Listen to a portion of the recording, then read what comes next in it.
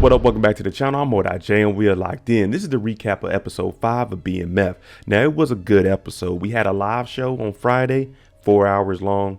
Very, very good. Make sure you go back and watch that. Now, we know Meech and Terry are down in Atlanta and they need to open up shop ASAP because the money is low and we in the new territory. But before we jump into this and break down the episode, if you like BMF content, live after show discussions, theories, breakdowns, and predictions, hit your subscribe button, turn your notification bell so you get something every time I upload. Make sure you hit that like button and follow me on Instagram right here. Now let's go ahead and jump into this and see how Terry and Meech are adapting to Atlanta and how the customs are a little bit different than it is up in the north. This is episode 5, the recap. You blowing money fast on this side. I think I'm Big Meech. Meech and Terry are driving down to Atlanta and they're having flashbacks of when they were growing up and listening to the music of the good times. Denise is jammed up. We know that she was moving weight for Terry last week and she didn't know why, but she did it. And now Detective Brian isn't letting her out of jail or the interrogation room until he gets answers about is she transporting drugs for the Flenory brothers. You know, anytime they bring food into the interrogation room, that person is typically going to give up information to bring someone else down, aka snitch. But in this case, Monique comes in and actually saves Denise and tells her, you need to be quiet. She's not representing Denise, but she's there on behalf of her counsel. And the proposition that they have for Denise is take the charge, don't say anything, and her son's school tuition will be paid for. So Denise is thinking about it because she does need this money. If she gets out, no job, she won't have the money.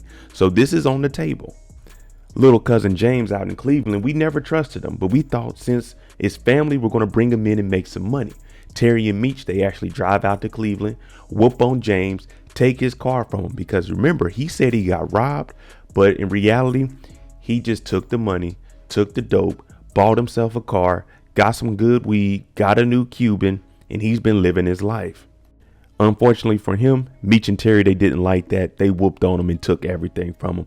Plus, we need that money headed down to Atlanta. Charles and Lucille have been having a rocky path in their marriage.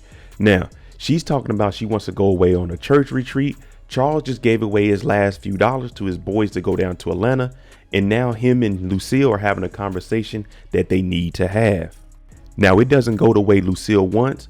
Charles storms off. She looks in the guitar case to see if he has any of the dirty magazines.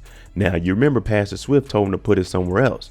So Charles, he at least got rid of the magazines. And Lucille is starting to see maybe just a little change on a scale of 1 to 10. A 1 in our man Charles.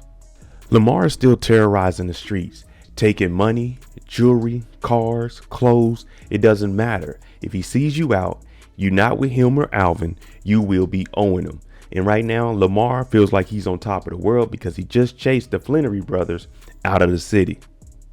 Meech is still trying to convince Terry to get his head in the game and forget the school books. We need to get to the A. Now, when they get to Atlanta, they arrive at the underground. Now, this is a historic spot. Real nice, but be careful down there because they will steal. But they meet up with Earl and they haven't seen each other since Vegas. Now, Earl is telling them, listen, there's a guy named Pint. He can take 1 brick and turn it into 2. But if you boys don't have money, I can't front you any work. Now, Terry, he wants to hit anywhere where he can gamble. He wants to shoot a little bit of dice and make money the old fashioned way. Lucille is headed off to the church retreat. Sister Riley is asking Charles, is he coming? He said, nah, I can't make it. Lucille's getting a little bit jealous. You remember the conversation from earlier, and she always thought these two were flirting with each other. So what does she do? She decides to kiss Charles in front of her to let her know this is still my man and my husband. Back up. Sister Riley said, oh, don't worry, Lucille's in good hands. Terry and Meech go with Earl to go meet up with Goldie. They want to be able to get their feet in the game, and what better place to start than the strip club. Of course, when they come in here in Detroit, they weren't 100% naked like they are down in the A. So Meech, he's enjoying it. Terry is telling him now it's time for you to get focused. They have a little back and forth about their girls, Lori being the best thing to ever happen to Terry. Terry gets on Meech about Monique being on drugs and going in there to help out with Denise because this is their lifeline. And then he says, wait a minute, Terry, have you met someone new? And we all know that's Markeisha, but Terry doesn't say a word. A true gentleman never kisses and tells. In the back room, we see Goldie talking to some drunk named Leon that comes in here every Friday and runs his mouth.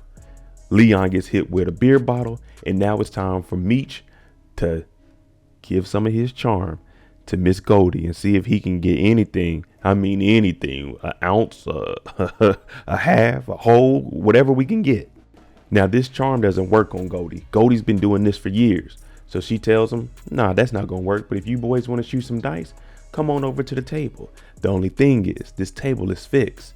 And you see everyone giving signals to switch the dice on Terry and Meech. Terry loses his $7,500 on one roll of the fixed dice. Behind him, you see Meech betting the other $7,500 on Terry. They lose $15,000 in less than 15 seconds. And you hear Terry saying, man, y'all fixed the dice. Goldie's saying, whenever y'all want to come back and roll, let me know. So they just got scammed, and they ain't been in Atlanta but 24 hours. Charles is a hustler. The Flennory car service is down, so he's been doing handiwork on the side. $40 for a ceiling fan, and now he has a week's worth of work to do for Miss Mabel. Now she's in there and telling Charles, you know, after you get done with that, this Saturday I'm having some people over. Would you like to come to my party? Bring your dancing shoes. I know you can dance, Charles. You need to have some of you time. And Charles is thinking about it, but he's not really the party type. So he leaves, but he did consider going to this party on Saturday. We all kind of seen this coming. Detective Brian is at work, looking at his board, all the usual suspects. Veronica brings in his son, Kevin. Now, Kevin doesn't have any shoes on because it looks like the bullies at school be getting on him. So Detective Brian wants answers. Now, Kevin, we know he's not a fighter. We know he doesn't like sports. And Detective Brian is saying you have to defend yourself because if you don't, these boys are going to be on you for the rest of your life. And Kevin is just saying, Dad, won't you listen to me sometimes? So Detective Brian knows he needs to go to the school and try to solve this on his own because Kevin, one day is no shoes, next day is no pants, no shirt, no jacket. It ain't no telling what's next. Lamar and Alvin are still ripping and running the streets. Lamar has on 15 chains. That means 15 people got jacked and robbed. They're serving him 5-star meals at the Cheese Coney spot. He's living like a king. Alvin is enjoying this because Alvin's never had any power like that. But Lamar gets down to business and tells him, if it's the last thing I do on earth, it will be putting Meech in a body bag. So no matter what's going on, good or bad in Lamar's life right now, Meech is the #1 priority. Detective Brian arrives to the school to talk to the principal. She's basically telling them, if Kevin isn't telling us anything, Brian, then we can't do anything for him. I'm sorry, but Kevin, are people picking on you? And Detective Brian is saying, you can't protect my kids, but the principal is right. They could look into it. Of course, in the 2000s and 20s, they'll do it a little bit differently. But back then in the 80s, if you weren't saying nothing, there was no crime or there was no ill intent. So we can't do anything for Kevin. Brian looks down the hallway and he sees the kids that have been bullying his son. So he decides to take matters into his own hand. Since the principal won't do anything, the school district, don't worry about it. We'll handle it offline. Back at the office, it's been a long week for Detective Brian. Meech and Terry are gone. He gets to work. The commander is telling them, y'all messing up in the streets. No one's being brought down. Y'all not working hard enough. His son's coming to work with no shoes on. The principal's not trying to help. So right now, it's not a demotion, but it looks bad because normally Detective Brian is the one leading all of these investigations. Well, you remember the old guy that was his rival? He's up here and he's like, look, there's murders connected to K9 and we're going to take K9 down. Basically saying Meech and them, we haven't heard anything from them. Let's go after K9. Lamar is still trying to get Meech. It doesn't matter what I do today or tomorrow. It's what I do when I get my hands on Meech. Now he goes to see Monique. Monique sent the kids off. He's like, look, I just want to get in there. I just want to touch you. I want to see my kid. She's like, nah, man, you shot Meech. You can't come around here. And he's thinking, why are you defending Meech? Not knowing or getting any of the clues that Monique doesn't want anything to do with you, Lamar. She pulled a gun on you. But Lamar is standing there, looking the gun straight down the barrel. And he's like, Mo, I want to be here for you and my child. She's like, Lamar, get the hell out of here. Closes the door. Detective Bryant just left work. Veronica's been talking his ear off. He has to go talk to B. Mickey. Now he already has a lot of dirt on B. Mickey. 2 guns. Now he's telling B. Mickey, I need you to go handle some bullies for my son Kevin. But you remember Detective Bryant told him when he moved B. Mickey's mom to a better hospital. This is family business now. We family. Charles decides to go to Miss Mabel's house Saturday night for that party. Because what are you doing on Saturday night? I'm not doing anything on Saturday night. I might go to Miss Mabel's. He come in there, that man clean too. Sweatshirt, no undershirt, dancing shoes, ready to hit the flow. And this is before Juvenile backed that thing up. But she was backing that thing up and Charles was catching it. Woo wee. Now this is a party. After meeting up with Ty, Meech and Terry, they're trying to get put on, but they don't have any money. So they decide to go get Goldie and try to get some of the money that she stole from them back. Now she's not throwing a dice game tonight. And they're saying, we're not here for your money. We just want an opportunity to win our money back. Meaning, we respect what you did. We were newcomers. We were green. You know what I'm saying? We didn't know what was going on. But can you put us in touch with someone else running the game so we can run some game on them like you did? Because the name of the game is running the game. After a long night of dancing, Miss Mabel and Charles, they get a little closer than what we seen on the dance floor. And they end up having a connection that we were not expecting from Charles. Charles let us all down here. Goldie takes them to Rad Rims. They meet a man named Mike. Terry's already in here shooting dice, and we see Meech on the side betting. And Mike's looking at it. I'm losing a lot of money, and I've never seen these two characters before. Listen, he grabs Terry. If you're cheating in my game, I'm gonna kill you and this boy Rico Seville. Terry hits 7 on the first roll. They hustle Mike, and now they got the trust from Goldie. The boys bring the money back to Ty's house. Now he only has 5 bricks because this is a drought. So they're looking at it thinking they were going to get more work because they're driving this back to Detroit. Now they look over on the couch and we see Carl there. Carl was in the kitchen earlier whipping up that work, and they're saying, hey, you might be the guy Pint that can turn 1 brick into 2 bricks. How much would it cost us to be able to get 1 brick into 2 bricks? Now he tells the brothers, if I teach you guys how to whip up a brick like I whip up a brick, then I won't be special.